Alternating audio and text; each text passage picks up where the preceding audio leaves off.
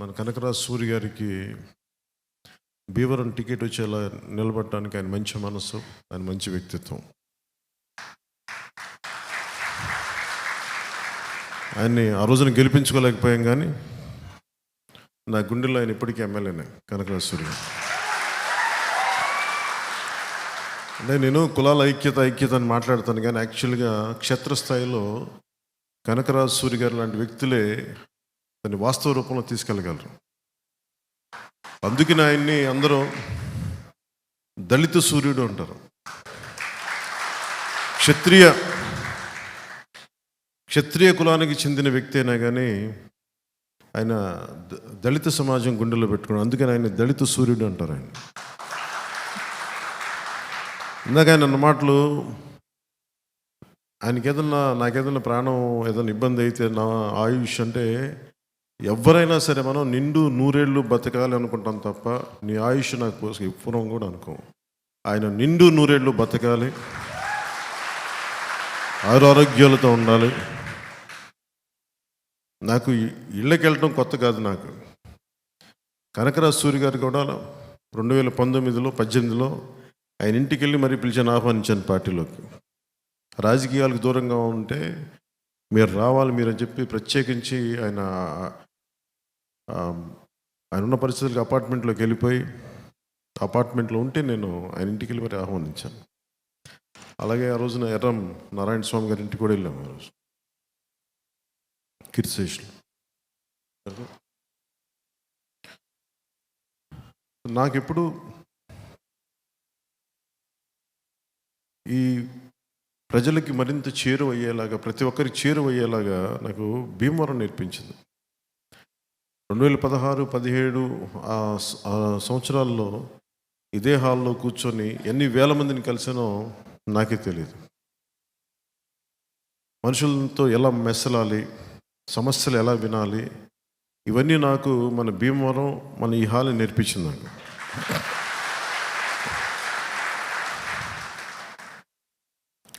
అలాగే ఇందాక కనకరాజు సూరి గారు ప్రతిరూపం అని చెప్పి అమరజీవి దగ్గర నుంచి అందరి దగ్గరికి కంపేర్ చేసుకుంటూ వచ్చారు. నాకు భయం వేస్తుంది. అంటే నేను ఎప్పుడు కూడా పెద్దలతో ఎప్పుడు పోల్చుకోను. వాళ్ళు ప్రతిరూపం కాదు మనం. ఆయన పెద్ద మనసు అన్నారు, కానీ నా ఉద్దేశంలో ఏముంటుందంటే వారి భావాల్ని ఎంతో కొంత తీసుకెళ్ళడానికి ప్రయత్నం అయితే చేస్తాం. పొట్టి శ్రీరాములు గారిని మన ఆంధ్ర ప్రజలు ఇంకా గౌరవించుకోవాల్సిన పరిస్థితి ఉంది. ఇంకా నిజంగా ఆయన గుర్తించలేదా? ఎవరి బలిదానాల మీద ఈ రాష్ట్రం ఏర్పడిందో ఆ వ్యక్తిని ఇంకా మన గుండెల్లో పెట్టుకోలేదు. జనసేన తెలుగుదేశం మన ప్రభుత్వం ఏర్పాటైన వెంటనే ఆయన దివ్య స్మృతి ఒకటి ఏర్పాటు చేయాలి.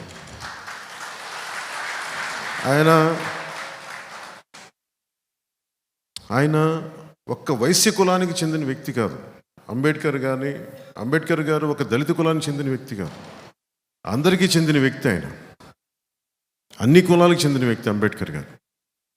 అల్లూరి సీతారామరాజు ఒక క్షత్రియ కులానికి చెందిన వ్యక్తి కాదు, సమస్త మానవాళికి చెందిన వ్యక్తి అల్లూరి సీతారామరాజు. కానీ దురదృష్టవశాత్తు మనం దూరం చేసుకున్నాం ఇలాంటి మహానుభావులందరినీ. ఒక అల్లూరి సీతారామరాజు గారు కానీ, పొట్టి శ్రీరాములు గారు కానీ, ఒక అంబేద్కర్ గారు కానీ, సమస్తం అందరం గుండెలో తీసుకోవాల్సిన వ్యక్తులు. నేను కోరుకుంటుంది కూడా కులాల ఐక్యత చాలా తప్పని పడేవాడిని. ఈ పదవులు, రాజకీయాలు, దీని అంతిమ లక్ష్యం ప్రజలకి మేలు చేయడానికి తప్ప, సమాజంలో సుస్థిరత తీసుకురావడానికి తప్ప, శాంతి సౌభాగ్యాలు నెలకొల్పడానికి తప్ప విడగొట్టడానికి కాదు రాజకీయాలు. నాకు నిజంగా బాధ కలిగింది. వైఎస్ఆర్సీపీ జగన్ మీద నాకు అతను వ్యక్తిగతంగా శత్రువు కాదు అతను నాకు, కానీ అతను చేసే విధానాలు చాలా విచ్ఛిన్నంగా ఉంటాయి. మనం కులాలని కలుపుకుంటా వెళ్దామని ప్రయత్నం చేస్తూ ఉంటే, అతని వ్యక్తిగత లబ్ధి కోసం, అధికారం కోసం కులాలని విచ్ఛిన్నం చేసుకోవడానికి వెళ్ళిపోతూ ఉన్నాడు ఆ వ్యక్తి. కొన్ని ఉదాహరణలు చెప్తాను. నేను 2014 నుంచి కూడా నేనేం కోరుకున్నా అంటే, తెలంగాణలో అందరినీ ఆంధ్ర వాళ్ళగా తిట్టి పంపించారు. వాళ్ళు అక్కడ కులాలు చూడాల. అలాగే ఇక్కడున్న 23 బీసీ కులాలు తెలంగాణలో తీసేశారు. బీసీ రిజర్వేషన్ స్టేటస్ తీసేశారు తెలంగాణలో. ఒక్క నాయకుడు మాట్లాడే వాళ్ళు ఎవరు లేరు. అలాగే వైసీపీ ఈ నాయకత్వం ఏం చేస్తుంటే బీసీలకి సీట్లు ఇస్తున్నామని చెప్పి ఒక సాధికారత లేని సీట్లలో కూర్చోబెడుతున్నారు. ఎంపీలుగా కూర్చోబెడుతున్నారు, కార్పొరేషన్ చైర్మన్గా కూర్చోబెడుతున్నారు, ఎమ్మెల్యేలుగా కూర్చోబెడుతున్నారు. కానీ వాళ్ళకి నిర్ణయాలు తీసుకునే హక్కు ఇవ్వట్లేదు. ఇది ఒక సమస్య ఉంది. నేను కోరుకుంటుంది నిజంగా రామ్ మనోహర్ లోహియా గారు ప్రతిపాదించింది అన్ని వెనకబడ్డ కులాల దగ్గర నుంచి శెట్టి బలిజలు కానీ, గౌడ కులస్తులు కానీ, యాదవ కులస్తులు కానీ, దేవాంగులు, కొప్పిలి వెలములు, కాళింగులు, నగరాలు, తూర్పు కాపులు, వీళ్ళతో పాటు కాపు సామాజిక వర్గంలోని ఒంటరి బలిజ తెగ సమూహాలు, తెగలు, వీళ్ళందరూ కూడా ఎక్కువ సంఖ్యాబలం ఉన్న కులాలు ఇవన్నీ. అందుకే వీళ్ళలో సఖ్యత లేదు. వీళ్ళలో సంఖ్యాబలం ఉన్న కులాల్లో సఖ్యత లేదు, సఖ్యత ఉండదు. ఆ సఖ్యత సాధిస్తేనే తప్ప ఈ కులాలు వైఎస్ జగన్ దగ్గర దేహి అనుకునే పరిస్థితి నుంచి బయటపడతారు. సంఖ్యాబలం ఈ కులాలది, అధికారం జగన్ది. ఈ పరిస్థితి మారాలి, మారుతుంది, మారుస్తాం. శెట్టి బలిజలు కులస్తులు ఎదగడం అంటే, గౌడ కులస్తులు ఎదగడం అంటే, యాదవ కులస్తులు ఎదగడం అంటే మిగతా కులాలు తగ్గడం కాదు. మిగతా కులాలు తగ్గడం కాదు, పై కులాలు తగ్గడం కాదు, ఉచ్చి కులాలు తగ్గడం కాదు. అణగారిన కులాలు ఎదగడం, సాధికారత సంపాదించడం. నేను ఆ దిశగా నేను ఆలోచిస్తూ ఉన్నాను.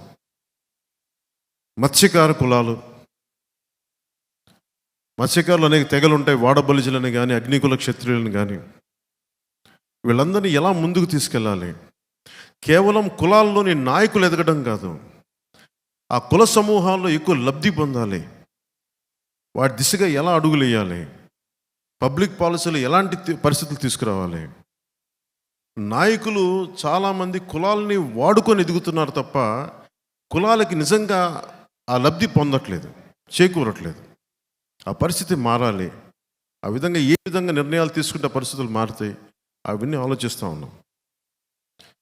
నేను చిన్నప్పటి నుంచి వింటుంది, కోనసీమలో కాపులకి శెట్టి బలిజలకి పడదు, కృష్ణా జిల్లాలో కాపులకి కమ్మవారికి పడదు, భీమవరంలో కాపులకి క్షత్రియ కులాలకి పడదు.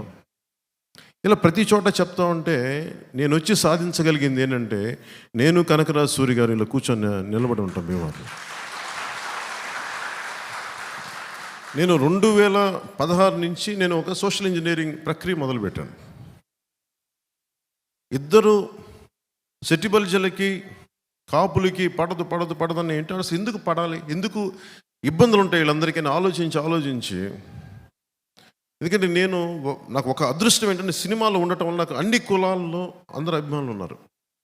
పచ్చబొట్లు పొడిపించుకునే అభిమానులు, గుండెల్లో పెట్టుకునే అభిమానులు. 2016-17 పోరాట యాత్ర చేస్తున్నప్పుడు పాయకరావుపేటలో నా కోసం తోరణాలు కడతా విద్యుద్ఘాతానికి గురై ఇద్దరు యువకులు చనిపోయారు. నేను పరామర్శకు వారి ఇంటికి వెళ్తే, ఒకరు శెట్టి బలిజ కులానికి చెందిన నా అభిమాని, రజక కులానికి చెందిన అభిమాని. నేను ఇన్ని కులాల అభిమానాన్ని పొందిన వాడిని. నేను పుట్టడానికి కాపు కులంలో పుట్టినప్పటికీ కూడా నేను కేవలం కాపు కులానికే పని చేస్తాను, కాపుల కోసమే పార్టీ నేను పెట్టలేదు. నేను అందరి కోసం పెట్టాను పార్టీ.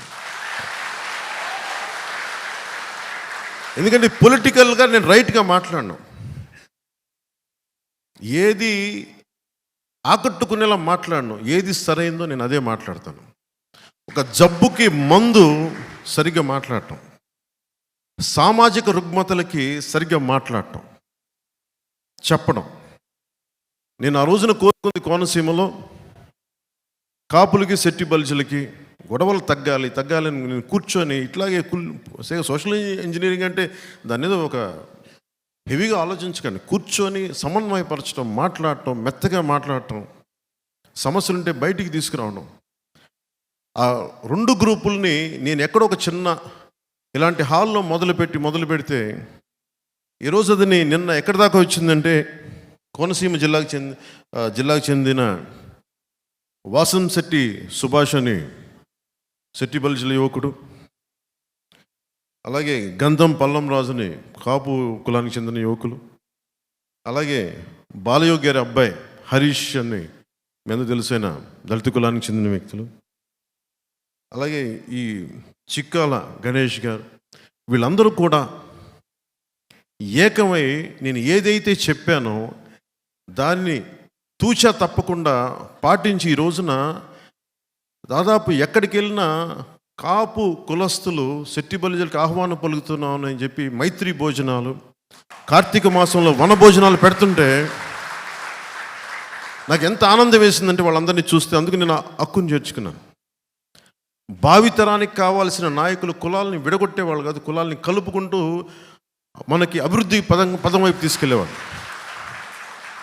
నేను అలాంటి యువకులు ఏ పార్టీలో ఉన్నా నేను గుండెల్లో చేర్చుకోవడానికి, హక్కును చేర్చుకోవడానికి. అందుకని కొంతమంది తెలుగుదేశంలో ఉన్నా వేరే పార్టీలో ఉన్న వాళ్ళందరినీ పక్కన కూర్చోబెట్టుకుని నేను ఒకటే చెప్పాను, మీరు రాష్ట్ర భవిష్యత్తుకి మీరే నాయకులు, భవిష్యత్తులో మీరు. అలాగే మన పశ్చిమ గోదావరి జిల్లాలో కానీ అన్ని జిల్లాల్లో కూడా కొత్త నాయకత్వం రావాలి. చాలామంది నాయకులు 80, 90లో అలసిపోయారు. వారి అనుభవం మనం వాడుకొని, నేను కూడా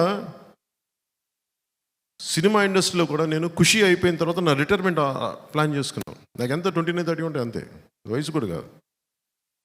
ఎందుకంటే ఇంక నేను ఇప్పటి నుంచి రిటైర్మెంట్ ప్లాన్ చేస్తే తప్ప కొత్త తరానికి అవకాశం రాదు.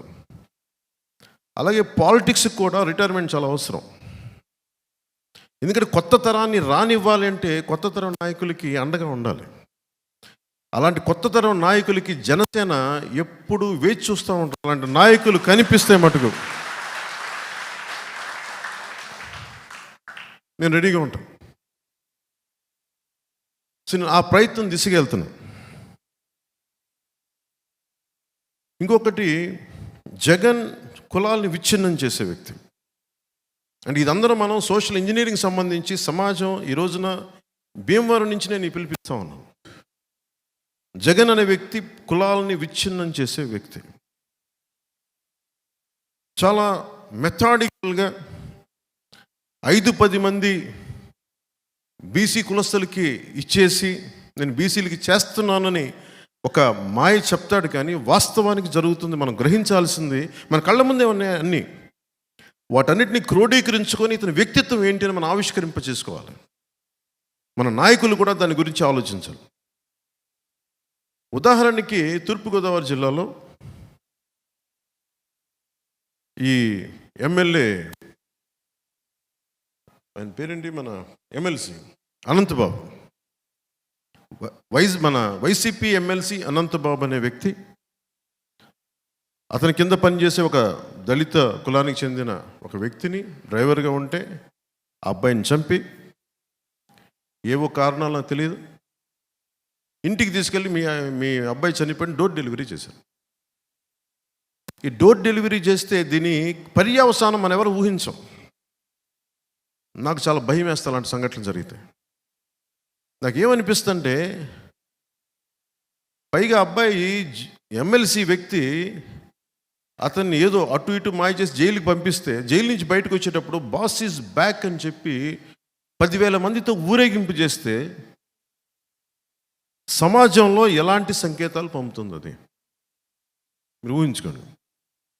నేను రాజమండ్రి మీటింగ్లో కొద్దిమంది చెప్పాను, నేనే దళిత కులానికి చెందిన యువకుడినైతే నా దళిత కులానికి చెందిన ఒక వ్యక్తిని కారణాలు ఏవైనా అయ్యుండొచ్చు చంపి ఇంటిలో శవాన్ని అప్పగిస్తే, చంపిన వ్యక్తి కాపు కులానికి చెందిన వ్యక్తి అయితే నేనేం ఆలోచిస్తానంటే, సహజంగానే అనంతబాబు చంపాడు అంటాను ఫస్ట్. ఎవ్వరికి కూడా ఈ దాంట్లో వైసీపీ ఎమ్మెల్యే చంపాడని మన అంటలో, వైసీపీ పార్టీ వాళ్ళు చంపారని మన అంటలో. అనంతబాబు చంపాడు. అనంతబాబు ఎవరు? కాపుల కులానికి చెందిన వ్యక్తి. దీనివల్ల ఏం జరుగుద్ది? అసలు కాపు సమాజానికి ఏమాత్రం సంబంధం లేని ఒక సంఘటన అనంతబాబు అనే వ్యక్తి వల్ల దళిత కులానికి తెలియకుండానే కాపుల మీద శత్రుత్వం పెరిగిపోతుంది. పుట్టి పుణ్యానికి ఇందులో ఏ కాపు కులానికి ఏ కాపు సంఘాల నాయకులకి సంబంధం లేదు. కానీ ద్వేషం మటుకు వ్యక్తి చేసిన తప్పుకి పక్క కులానికి ద్వేషం పెరిగిపోతుంది. అట్లా గొడవలు వచ్చేస్తాయి. ఇది మారాలి, ఇది మార్చాలి. విశ్వనాథ సత్యనారాయణ గారు చెప్పింది అన్ని అనర్థాలకి మూలం మానవ ప్రవృత్తి హేతువు కానీ, వాని కులం కానీ, జాతి కానీ, మతం కానీ, ప్రాంతం కానీ కాదు అని ఆయన ప్రత్యేకించి చెప్తారు. అంటే వాడి నేచర్, ఒక వ్యక్తి తాలూకు ఆలోచన విధానం అది మంచి చెడు నిర్ణయిస్తే తప్ప అతని కులం కానీ, మతం కానీ, జాతి కానీ, ప్రాంతం కానీ కాదు. అనంతబాబు చేసిన ఈ ఒక తప్పు జగన్ ఎలా ప్రేరేపిస్తాడంటే విడగొడతాడు కులాలు. మీరు కొట్టుకు చావండి. జగన్ ప్లాన్ ఇదే. సెట్టి బల్జులు కాపులు కొట్టుకోవాలి, సెట్టి బల్జులు కాపులు దళితులు కొట్టుకోవాలి, కాపులు క్షత్రియులు సెట్టి బల్జులు కొట్టుకోవాలి. ఇది ఇంతే. విడగొట్టి విడగొట్టి విడగొట్టి సమాజంలో సుస్థిరత లేకుండా చేస్తున్నాడు ఈ వ్యక్తి. దీనిని మనకు నేను ఈ రోజున ఒక ఎన్నికల కోసం మాట్లాడతాను. 2 నెలల్లో ఎన్నికలు ఉన్నాయి, ఇంకొక 50 రోజులు ఎన్నికలు ఉన్నాయి, నేను అభ్యర్థిగా నిలబడతాను. అసలు వీటి మీద ఏది కాదు నా ఉద్దేశం. నా గెలుపు ఓటంలో నేమో తాకు.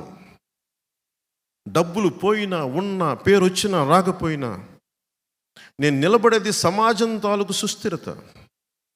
ఎవరిని గుర్తుపెట్టుకుంటాం ఈ రోజున? ఎవరిని గుర్తుపెట్టుకుంటాం ఈ రోజున? పొట్టి శ్రీరాములు, అమరజీవైన పొట్టి శ్రీరాములు గుర్తుపెట్టుకుంటాం. ఎమ్మెల్యే కాదు, ముఖ్యమంత్రి కాదు. అసలు ఈ నేల ఏర్పడిందంటే అతని బలిదానం. అలాంటి గుర్తుపెట్టుకుంటాం తప్ప వందలాది మంది ఎమ్మెల్యేలు వచ్చారు, వెళ్ళిపోయారు. వందలాది మంది ఎమ్మెల్యేలు వచ్చారు, వెళ్ళిపోయారు. ముఖ్యమంత్రులు వచ్చారు, వెళ్ళిపోయారు. గాల్లో కలిసిపోయారు. వాళ్ళు ఎవరు గుర్తులేరు. ఒక పొట్టి శ్రీరాములు గారిని గుండెలో పెట్టుకుంటాం. అంటే ఈ సమాజాన్ని కలిపే వాళ్ళని గుర్తుపెట్టుకుంటాం తప్ప జగన్ ఈరోజు ఉంటాడు. ఇంకొక ఎన్నికలు అయిపోయింది, గుర్తు కూడా ఉన్నాడు ఈ వ్యక్తి.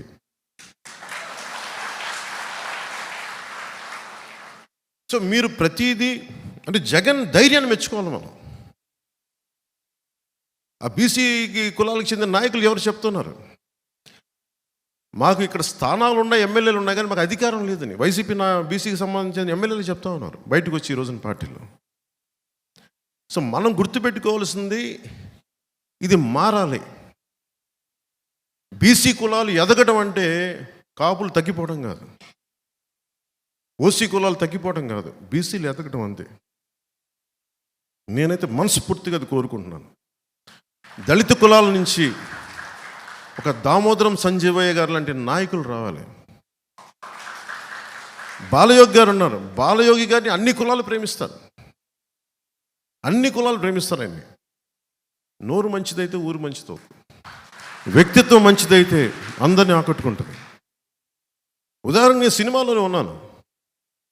ఏ హీరో రాకూడదు అనుకుంటే ఎట్లా? అందరూ రావాలి.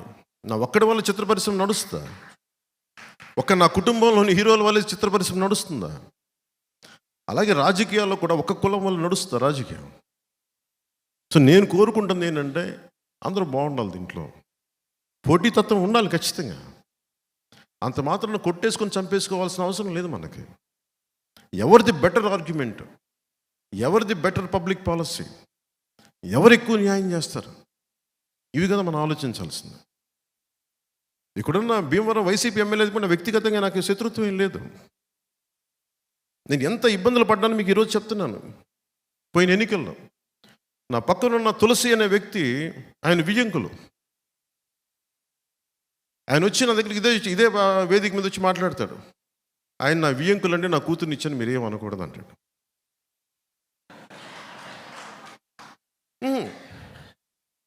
మరి నేను మా అన్నయ్య గారిని విభేదించి మరి వచ్చాను రాజకీయాల్లోకి. మా అన్నయ్య గారు కాంగ్రెస్ నుండి బయటకు వచ్చాను నేను.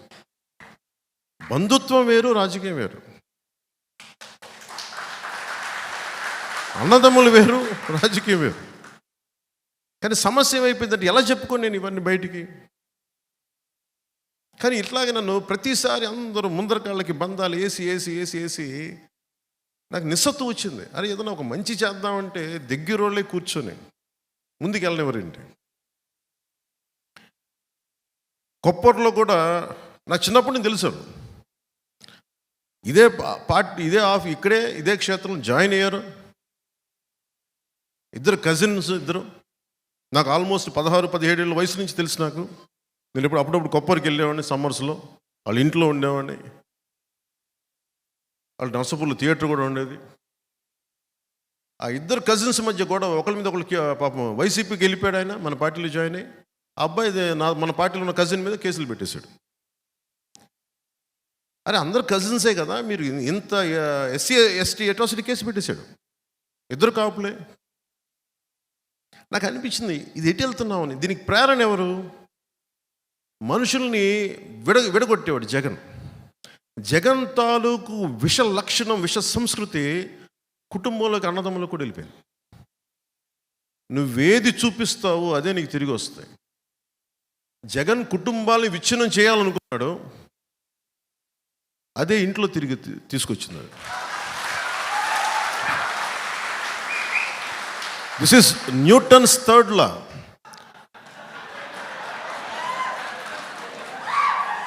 నువ్వేది చెయ్యాలనుకుంటావో చర్యకి ప్రతిచర్య ఉంటుందంట. అదేదో న్యూటన్ అదే స్పిరిచువల్ లా, అది నాట్ జస్ట్ ఫిజికల్ లా.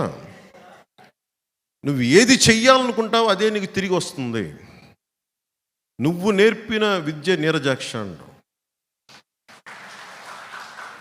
పాపం రాజశేఖర రెడ్డి గారు చాలా కష్టపడి డబ్బులు సంపాదించారు. అన్ని వేల కోట్లు సంపాదించి పాపం ఇద్దరు బిడ్డలకి సమానంగా ఇస్తే ఆ సంపాదన ఇవ్వలేదు చెల్లికి. చాలా బాధ కలిగించే అంశం ఇది. పాపం సాక్షి పేపర్లో వాళ్ళకి రావాల్సిన వాటా ఉంది, ఇవ్వలేదు. భారతీయ సిమెంట్స్లో ఇవ్వాలి వాటాలు, ఇవ్వలేదు. పాపం ఆవిడ ఈ రోజున పడుతున్నాయి. ఎంత నిజం బాధ వేసింది. పాపం మరి ఇవ్వాలి కదా, సొంత చెల్లికి ఇవ్వాలి, ఇవ్వడు ఇతరం. సొంత చెల్లికి ఆస్తి ఇవ్వనోడు మనకి ఎలా వాటాలు పంచుతాడబ్బా? మీరు ఆలోచించండి.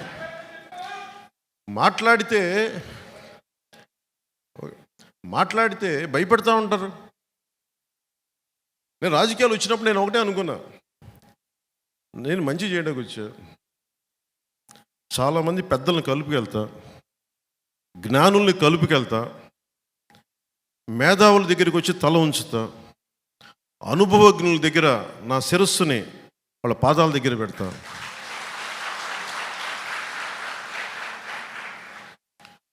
ఒక పార్టీని మోసేటప్పుడు పార్టీ కోసం ఎన్ని తిట్లేని తింటా. 2009లో అప్పుడు పార్టీ పెట్టిన ప్రసాహనంలో ఒక సంఘటన జరిగింది. ఆ సంఘటనలో నా ప్రమేయం లేదు. ఎవరికో సీట్ ఇవ్వాలి కూడా ఇంకొకరికి ఇవ్వలేదు. ఆయన నిరాకరించారు. ఇంకా ఆయన కూర్చోబెట్టి టీవీలో నన్ను తిట్టడానికి సిద్ధంగా, నన్ను కాదు అందరినీ. అసలు నాకు సీట్ల దాంట్లో ప్రమేయం లేదు. ఒక్క కనకరాజుగా సూరి గారి సీటు కోసమే తపన పడ్డా ఆ రోజున. సరే, నాకేం అప్పచెప్పారు, ఆయన ఇట్లా మాట్లాడి ఎందుకు చెప్తున్నానంటే పార్టీని ఎలా వెనకేసుకు రావాలనే ఒక ఈ ఉద్దేశం చెప్తున్నాను. ఆయన దగ్గరికి వెళ్తే నువ్వేం చెప్పారంటే, ఆయన నీకు తెలుసు కదా, నువ్వు వెళ్ళి ఆయన్ని సముదాయించి ఆయన టీవీలో తిట్టకుండా చూడండి. నేను వెళ్ళగానే ఆయన హైదరాబాద్లో ఒక అపార్ట్మెంట్ సముదాయం, అప్పుడు నాకు కొద్ది గొప్ప పేరు ఉంది హీరోగా. ఇంకెళ్ళగానే ఆయన తిట్టడం స్టార్ట్ చేశాడు. తిడతా ఉంటే నేను ఎన్ని తిట్లు తిన్నానంటే నా జీవితంలో తిట్లు ఎవరు తిట్టలు అన్ని బూతులు తిట్టాను. నేను ఇగో చూపించలా, నేను గట్టిగా మాట్లాడచ్చు, నా సంబంధం లేదండి అని అనలా.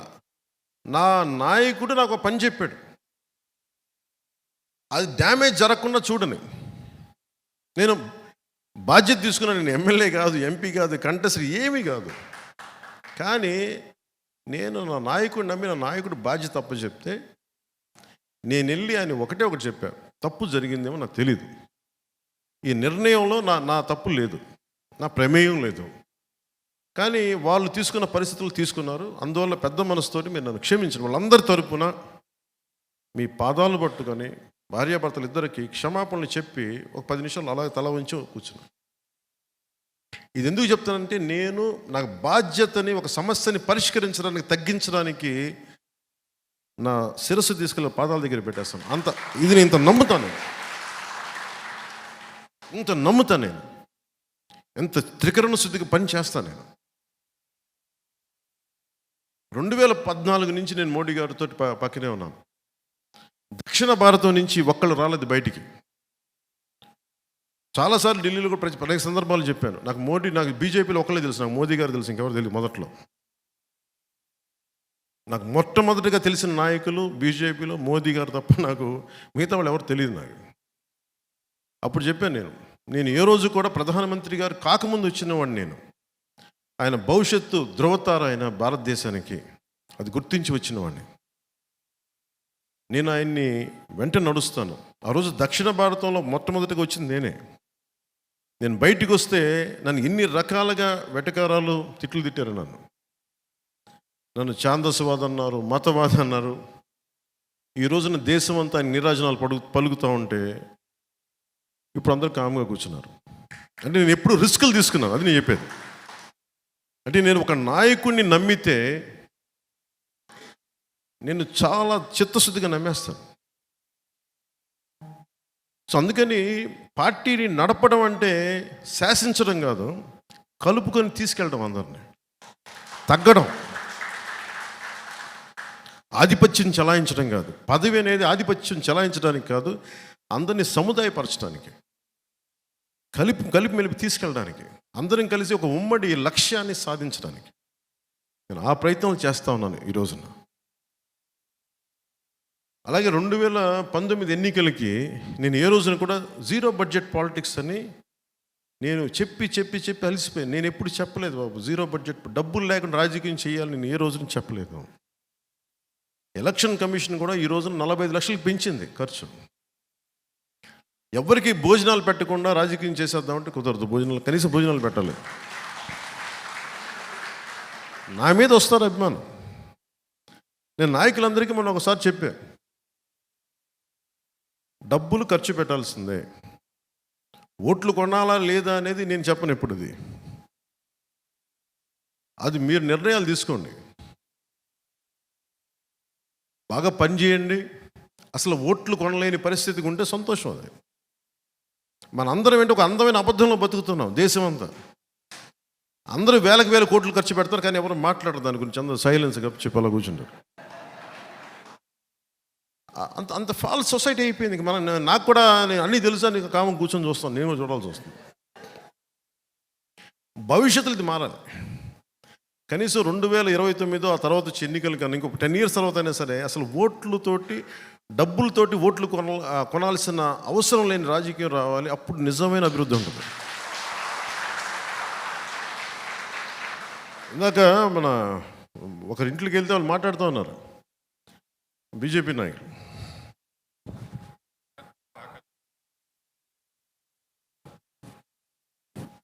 బాగా సత్యనారాయణ గారి ఇంటికి వెళ్తే ఇందాక ఆయన మాట్లాడింది, అప్పులు తెచ్చి మగాడం అంటాం ఏంటి? అభివృద్ధి చేసి కదా నువ్వు మగాడం అనాల్సిందే. అంటే ఆయన ఏంటి, నేను బటన్లు నొక్కాను ఒకటి ఏం, నువ్వు అప్పులు తెచ్చి బటన్లు నొక్కుతున్నావు. అభివృద్ధి చేసే బటన్లు నొక్కు, అప్పుడు కదా నీ సలాం అంటావు, నీకు అప్పుడు కదా శభాష్ అంటావు నీకు. అంటే వ్యక్తిగతంగా నీకు ఆస్తులు పెరిగిపోతూ ఉన్నాయి.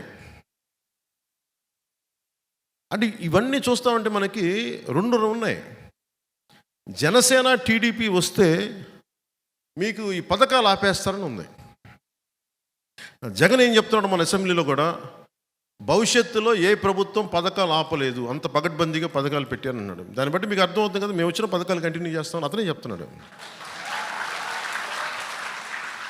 అందరికీ చెప్పండి, మనం వచ్చిన పథకాలు ఎలా కంటిన్యూ అవుతాయి. కాకపోతే మేము అభివృద్ధి కూడా చేస్తాం పథకాలతో పాటు.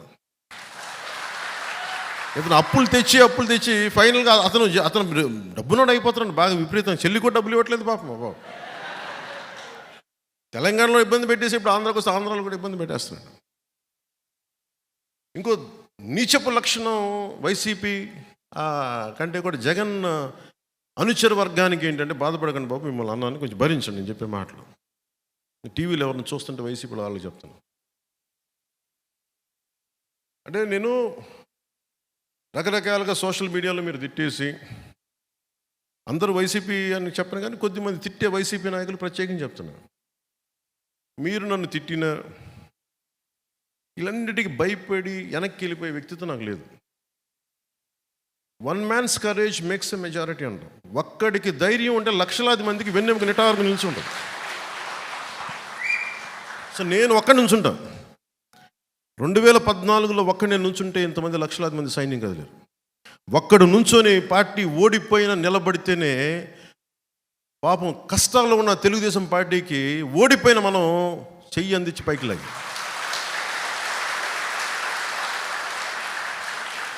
దురదృష్టం ఏంటంటే మన దగ్గర ధైర్యం ఉంది, పోరాటం ఉంది, కానీ ఎలక్షనీరింగ్ చేసే కెపాసిటీ లేదు, ఓట్లు తెప్పించే కెపాసిటీ లేదు. ఏం ఉందని చెప్తాను, సరే చూద్దాం ఎన్నికలకి. కాదు అంటే నేనేంటంటే, నేను బ్రాడ్గా స్టేట్ కోసం చాలా బలమైన వ్యూహం పెట్టాం. ఓట్లు చెల్లకుండా నాయకులుగా పోటీ చేయటం వేరు, గెలవడం వేరు. నేను గెలవడం అనేది ఈసారి ప్రమాణంగా తీసుకున్నాను. 18 లక్షల ఓట్లు వచ్చినాయి, మన తక్కువ ఓట్లు కాదు. 2009లో మనకి 18 సీట్లు వచ్చి ఉమ్మడి రాష్ట్రంలో 18% ఓట్లు వచ్చి ఉమ్మడి రాష్ట్రంలో పార్టీని నిలబెట్టుకోలేకపోయాం. ఆ రోజున నేను 2 చోట్ల ఓడిపోయి, ఉన్న ఎమ్మెల్యే పారిపోయి, మరి 10 సంవత్సరాల పార్టీ నిలబెట్టున్నాం. సో ఓట్లు రావటం పోవడం ఇష్యూ కాదు. ఒక భావంతో, ఒక బలమైన భావంతో లక్షలాది మందిని కట్టిపడేయటం, అది పొలిటికల్ పార్టీ. అది టెంట్ల కింద కూర్చుంటావా, చెట్టు కింద కూర్చుంటావా, గుడారాలు వేసుకొని కూర్చుంటావా, నువ్వెక్కడ నుంచుంటే అదే పార్టీ ఆఫీసు, నువ్వెక్కడ నుంచుంటే అదే రాజకీయం. నువ్వు నడిస్తే రాజకీయం, మాట్లాడితే రాజకీయం. దానికి బిల్డింగులకి సంబంధం లేదు. ఆ రోజున అందరూ పార్టీ నడపలేము సార్ చెప్పి అందరూ పారిపోయారు, వైసీపీకి వెళ్ళిపోయారు. ఆ రోజున అందరూ, కొంతమంది వేరే పార్టీలకు వెళ్ళిపోయారు. మరి నేను 2 చోట్ల ఓడిపోయి నేను నడుపుతున్నాను అంటే, నేను ఆ రోజు దెబ్బకి నేను నిర్ణయించుకుంది ఏంటంటే, ఏది ఏమైనా కానీ నేను పార్టీని కదలనివ్వను, ఇక్కడే ఉంచుతాను. ఇది మాటల్లో చెప్పడం చాలా తేలిక. ఓడిపోయినప్పుడు ఎలా ఉంటుందో మీకు చెప్పలేదు కదా, భీమవరంలో ఓడిపోతే ఎలా ఉంటుందో మీకు చెప్పలేదు కదా. నేను ముఖ్యంగా 2 చోట్ల పోటీ చేయాలని నేను అనుకోలేదు. నేను ముందు గాజువాకో ఇంకోటి ఏదో అనుకున్నాను, కానీ అందరూ సన్నిహితులు, మిత్రులు అందరూ వచ్చి నీకు అండగా నిలబడతావు, నువ్వు రా, నువ్వు ఇక్కడ పొడి చేద్దామంటే వచ్చాను. పాపం వాళ్ళు ఎవరు లేరనుకోండి, ఇప్పుడు నన్ను ఎవరైతే ఆహ్వానించారో వాళ్ళు లేరు ఇప్పుడు పార్టీలో, కనీసం రాజకీయాల్లో కూడా లేరు. అంటే నేనేం నమ్ముతాను, నేను ఒక మాట ఇస్తే చచ్చిపోతాను. ఆ మాటకి ప్రాణాలు పోతాయి, ఎగిరిపోతాయి, ఎవడు ఉండడం. అలాగే ఈ రోజున అందరూ బెట్టింగ్లు కడతా ఉన్నారు. ఈ అలయన్స్ ఇన్ని సీట్లు సాధిస్తుంది, వైసీపీకి 50 నుంచి 60 వస్తుంది, బెట్టింగ్ యాప్స్లో ఉన్నాయి. నేను వింటా ఉన్నాను. ఇంత జరుగుతుంది అంటే దీన్ని మొత్తం తిప్పి పట్టుకొచ్చింది జనసేనని మీరు మర్చిపోవాలి. జనసేన పారిపోలా, ఓడిపోతే ఇంకొంచెం బలపడ్డాం, నెడితే తిరగబడ్డాం. ఈ రోజున ఆయన జాలి పడుతున్నాడు పాపం జగన్. ఒంటరి వాడిని చేశారమ్మా నన్ను, ఒంటరి వాడిని. నువ్వు ఒంటరి వాడివా బాబు, నువ్వు ఒంటరి వాడివా? సావు కొట్టి కళ్ళు చెవులు మోస్తున్నావు అందరికీ, నువ్వు ఒంటరి వాడు. మాట్లాడితే సిద్ధం సిద్ధం సిద్ధం సిద్ధం సాగు కొట్టేస్తున్నాడే.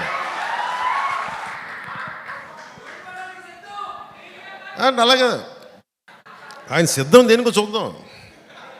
నువ్వు సిద్ధం అంటే మేము యుద్ధం అంటాం. కానీ యుద్ధం చేయాల్సినంత గొప్పడా కాదని మనం నిర్ణయించుకోవాలి. నేను అనుకున్నా, నాకు అందరు చెప్పారు, సార్ ఆయన సిద్ధం పోస్టర్లు పెట్టేస్తారు సార్, మీరు కూడా ఇలా పెట్టి ఇట్లా అనాలి ఇలా అనాలంటే అప్పుడు నేను సినిమాలో కూడా చేయను ఇలాంటి పంచ్ డేలో ఊరికన్నా. అంటే నేను కూర్చోబెట్టి నువ్వు సిద్ధం అంటే అతను వాళ్ళు ఏం ఎక్స్పెక్ట్ చేస్తారు వైసీపీ వాళ్ళు? యుద్ధం, గుర్తుపెట్టుకో.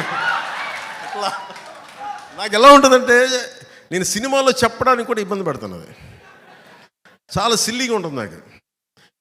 త్రివిక్రమ్ గారు మన భీమవరం వాస్తవ్యంలో నా సన్నిహితులు మిత్రులు ఆయన డైలాగ్ చెప్పారు అత్తారింటి దారిలో, సింహం గెడ్డం గీసుకుంటుంది, నేను గెడ్డం మర్చిపోయాను, సింహం గెడ్డం గీసుకుని నేను గీసుకున్నాను అంతే తేడా. నేను చెప్పాను సార్ నేను సింహం ఇవన్నీ ఇబ్బందిగా ఉంటాయి సార్, నేను చెప్పలేను ఈ డైలాగులు. ఆయన నా బాధ భరించలేక దాన్ని కామెడీగా చెప్పమన్నాడు. కామెడీగా అయితే పర్లేదు ఏదో చెప్పుకుంటూ వెళ్ళిపోతామని. అలా కాకుండా నేను సింహం లాంటి వాడిని, గట్టి సింహం లాంటి వాడిని, జగాన్ని గుర్తుపెట్టుకో ఇవన్నీ చెప్పను నేను. అవన్నీ అడవిలో ఉండాల్సిన సింహాలు ఇవన్నీ మనం కాదు, మన మనుషులు సమాజంలో ఉంటాం. సినిమాల కోసం ఏదో సరదాగా పంచడానికి వేస్తాం కానీ సినిమా ఆ ప్రేక్షకులకి కథాంశంగా చెప్పడానికి తప్ప నిజ జీవితంలో నేను ఇలాంటి మాటలు నేను మాట్లాడను. నిజ జీవితంలో నీకు గొడవ కావాలంటే నేను కొట్లాడతా, పబ్లిక్ పాలసీ మీద మాట్లాడతా. నువ్వు వైజాగ్లో నన్ను ఆపాలనుకుంటే నా సత్తా చూపిస్తా.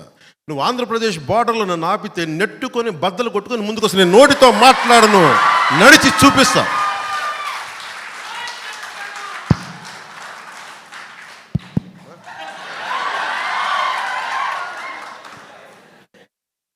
నడిచి చూపిస్తాం. ఇదేంటంటే ఇది వ్యూహం నాకు వదిలేయమని చెప్పాను అందరినీ.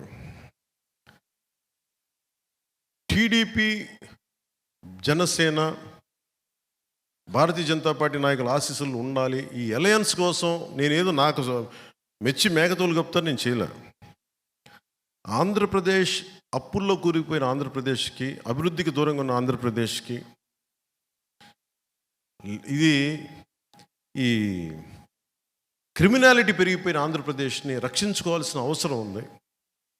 అందుకని అందరం కలిసి ఓట్లు చెల్లకుండా ఉండాలని చెప్పిన ప్రతిపాదనకి ఎంత నలిగిపోయినా నా ఒకడికి తెలుసు. ఈ రోజున అందరూ ఎమ్మెల్యేలు, ఎంపీలు ఏదన్నా అవుదాం అనుకుని దాన్ని ఓటు అందరూ బలంగా ఉన్నారు ఈ రోజున. ఈ బలానికి కారణం నేను పడ్డ మామూలు నలుగుడు కాదు. దీనికి ఎన్ని చీవాట్లు తిన్నానో జాతీయ నాయకుల దగ్గర మీకు తెలియదు, అన్ని చీవాట్లు తిన్నాను. నేను ఒకటే 2 చేతులు పెట్టాను, సార్ మా రాష్ట్రం సార్ ప్లీజ్ సార్ ప్లీజ్, ఇంతే దండం పెట్టి ఈ రోజున జరిగింది. నేను ఎప్పుడు జనసేన పార్టీ ప్రయోజనాలు ఆలోచించాల, ఆంధ్రప్రదేశ్ ప్రజల ప్రయోజనాలు, తెలుగు ప్రజల ఐక్యత ఆలోచించాలి.